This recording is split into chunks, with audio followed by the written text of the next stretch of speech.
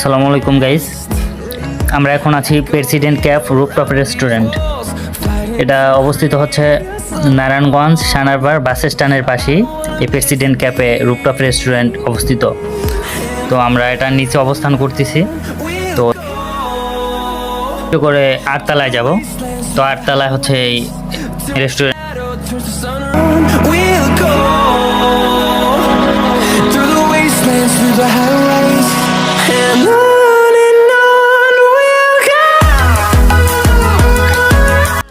আমরা যখন রেস্টুরেন্টে গিয়ে পৌঁছাই তখন প্রায় সন্ধ্যা হয়ে গেছে।